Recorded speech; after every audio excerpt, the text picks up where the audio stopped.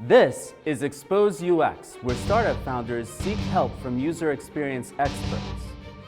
When I saw that first screen, it didn't jump out to me really until you started explaining it. So it might be a little confusing as to what I can click on and what I can't. For the sake of their users, these founders place their egos aside. I don't think you've done your homework. I'm completely confused. Whether wireframes are fully launched, the experts help them advance their products. I'm your host, Richard Breving. When I released my product, RivalSeek, over 30% of users were confused by it. I understood why, but didn't know how to fix it. That's when I turned to the experts, and now you can too. Let's meet them. Chelsea Maxwell is a senior UX designer for Project 202. James Helms is the director of experience design for Intuit. And Jeremy Johnson is the vice president of customer experience for Project 202. Special thanks to the User Experience Professionals Association, Dallas Chapter. And also to Big Design Conference, September 8th through 10th, 2016 in Dallas, Texas. Filmed on location in the co-working space Fort Work in the Alto 211 building.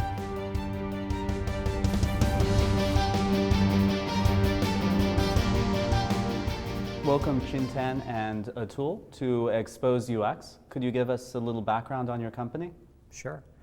So electronic manufacturers today have to deal with a twisted version of the Price is Right.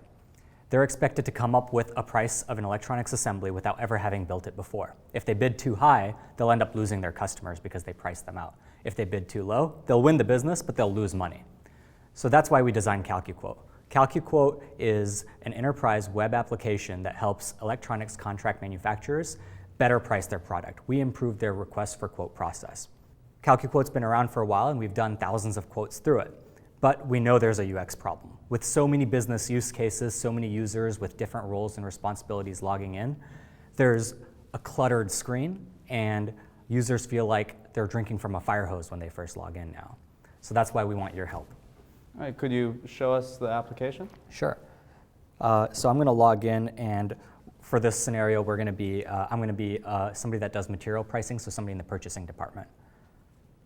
So this is the main dashboard. I'm a purchasing manager in this case, which is why I see these three different sections. And then I would have a material costing task right here, so I'm going to log into that. So I can click this icon, and that takes me to the material costing screen. In the material costing screen, I have different pricing already selected here, but I can drill into it, each one, and this is where I would make my decision. So for each component that I have to select pricing for, basically, I have multiple different components to choose from for this one spot. So I have one component right here, another one down here, and so from these, I have to basically pick one price. And I would pick it, and then I could click next and go on to the next one. That's the first part of it. There's also a few different scenarios where I might no bid the part to say, I'm not going to bid on this part, I'm not going to price this out. There's also alternate parts, meaning if neither one of these is working or there's a typo in there, then I can suggest an alternate to my customer. So the customer would then be mailed a link where they can actually log into their own portal and approve or reject that alternate part suggestion. Yeah, so I see a lot of enterprise software, right, and I see a lot of really, really bad software. So this is actually, right, at least it looks fairly modern, right? I'm assuming you guys are using some kind of framework. As you mentioned, users feel like they're drinking from a fire hose. I could see why they would think that, and I don't know the users well enough. Is it like someone who's there for a long period of time, or is there turnover? They only use the system a couple times a week, a month, a year? Like those would all go into decisions of how you would potentially change the UI. So I think understanding those roles are and kind of creating a deeper view of those roles would probably help you make some of those decisions. I mean, obviously from the UI side, things like, like all your buttons are like very similar colors and similar placements. I think you clicked on like a number, but I don't know that there was a link under it. So it's like you have this kind of hidden interface that people just have to know, or they're just not going to figure it out, right? So, a lot of times organizations are starting with these pattern libraries now, like Bootstrap being a popular one. A lot of organizations are building their own, but at least you have a set of widgets and a set of styles that you could potentially follow and utilize. But of course, this audience may have very specific needs. There may be certain ways that they're used to seeing the information. Before this tool, what tool were they using? Was it Excel, which I'll assume runs Excel everything, mostly. right? So, Yeah. so there are obviously views of Excel. And so the question to you might be, how do you take it from Excel to what is the next level, right? So maybe you've replicated Excel, added some functionality, it's now SaaS in the cloud, right? So those are all obviously improvements, but there's definitely another level that you could go to. First of all, I design enterprise software. It's one of the things that we do. A lot of times, it's not a bad thing to have a lot of stuff, right? Like, I think really the big clues about where to focus and where to improve this user experience are going to come from your users. They're going to come from doing user testing and watching people get stuck and watching people spend time and asking them what's important and what can't they find when they get started. I think that you've put a lot of really powerful functionality that people have never had before in one place, and I think that's a spectacular beginning of a user experience. And then I think it really just comes down to making it fast, making it simple, anticipating the next thing they're going to need to do, or setting them up to do the most logical thing every time. So your primary sort of happy path is really fast. And then if you want to go in there and dig into specific places to, tweak a number or to get a reason why behind, then you give people little handles and ways to get into that stuff. But figure out what the one thing is that everybody's going to do, and make that as fast and simple and anticipatory as you can. And I think that you'll be headed the right direction. If I recall correctly, you've taken a 10-hour process and reduced it down to an hour. It's an hour. That's amazing. Yeah. I mean, you've already started to solve some really, really amazing problems, so that's great. Well, it's awesome that you guys are thinking about user experience. A lot of time with enterprise level software, that's like the bottom of the list. There's a lot more important things that they'd rather be dealing with in their minds. But besides that, you guys are just gonna have to do user testing. Sometimes with consumer-facing software, we can get by on best guesses and best practices, and there's general ideas of how general consumers are using things. But with stuff like this, your audience is so specific, you need to go talk to those people. Have you guys done any user testing yet on this? Define user testing. Have you watched a user try to complete a task? Yes, and they stumble. So that's Yeah. that's stuff you got to look out for. Yes. Where are they stumbling? Can you show us specifically? We have multiple parts, and we have multiple scroll bars, multiple horizontal scroll bars and vertical scroll bars. So our problem is user wanted to see all the information in the one place, so they can do their review and they can select the best price. Once you start asking them to do comparisons, try to figure out, try to parse from them. Do I need all the other stuff then? Could this be a modal screen where we just get this information and this information? Because this is a lot, right? You've got every source, every supplier, every manufacturer, every part number, whether or not it's in stock. Once you get to these things, can you let go of half of this information to do your comparisons? Yeah. Because comparisons are really about, reducing the amount of information so that I can start to make some decisions. Yeah. I don't necessarily need to be able to act on all those decisions at once, but I'm just looking for a moment to make a comparison, and then let that go, and then go back to the place where I would make the selection. So you don't necessarily need every button and every available action all the time, right? Yeah, and that's kind of one of the things for us, at least, is because, like I mentioned, there's so many use cases. So one person might be very interested, the customer needs it right away, so everything has to be in stock, where somebody else says it has to be the cheapest available, somebody else says it has to be from this vendor only. So that's where the different use cases, that's why we made all these sortable, but doesn't necessarily translate to always getting the best. Sure. So again, at base level, you're missing some of those affordances. How would you know that was actually sortable, right? If this was your first run in the software. So I think that there's definitely a baseline usability on some of the core kind of widgets you're using, right? And the whole kind of mix of I think Chelsea mentioned, like enterprise software should be appropriate to the users, and sometimes that means being very dense and information, right? But they know 90% of the time they're using other software. That's where they're learning how to use software, right? And so you want to bring that into here where you can. But What is one of the specific, like even more specific? Can you like tell us exactly where they've stumbled? So like one of the things that they might stumble on is, so we have something in here that highlights the lowest price.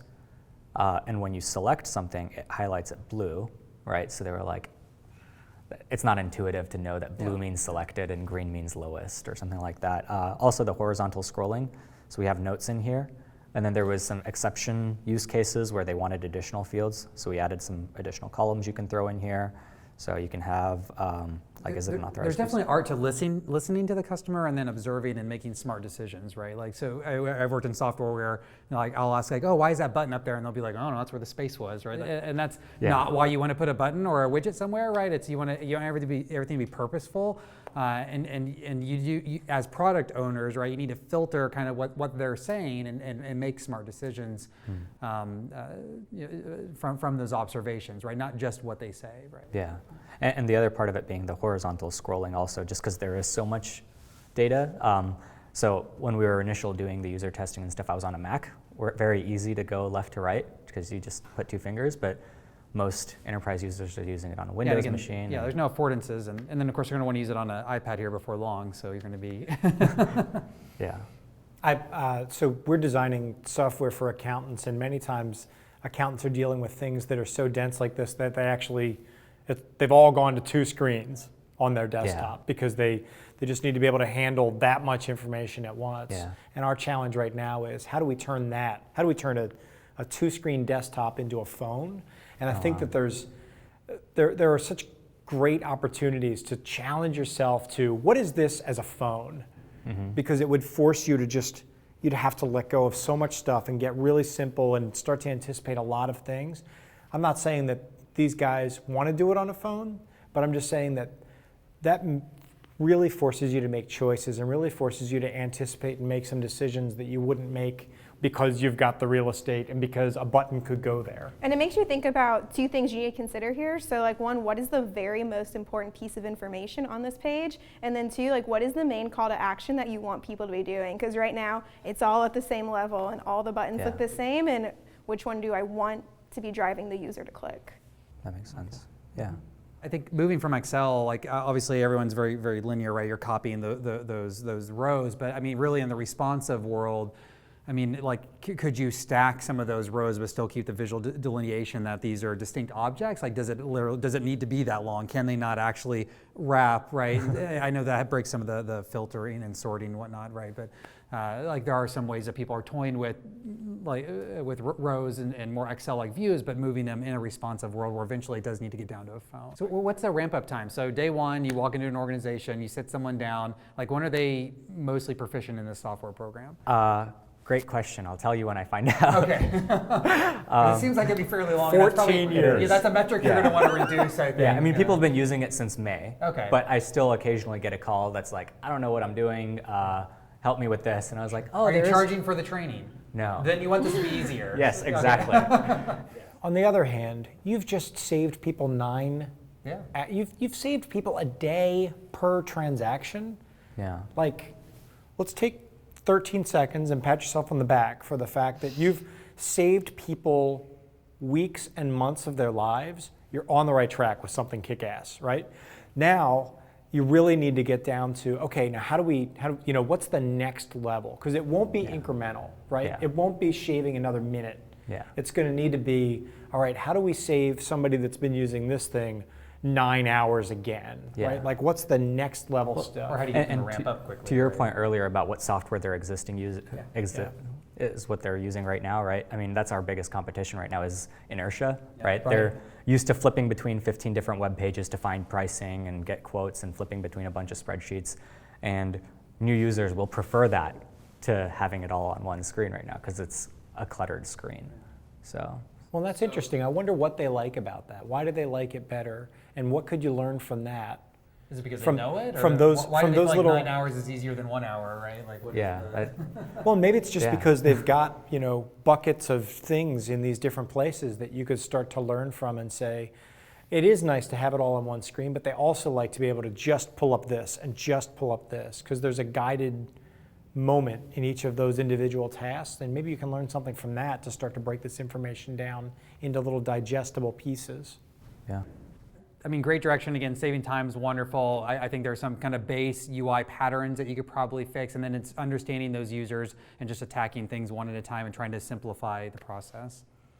I mean, I really do think that in order to make a next level difference in this stuff, you need to completely change your thinking and challenge yourself to think about a completely different form factor or something that really limits the real estate and makes you prioritize. You just need to do a whole lot more user testing. Like, talk to users as often as possible, especially at this level of complexity. You need to be sitting with those people on like an almost daily basis. We hope that the feedback has been helpful. Yeah. Thank you. Thank you. Thank you, guys. Yeah.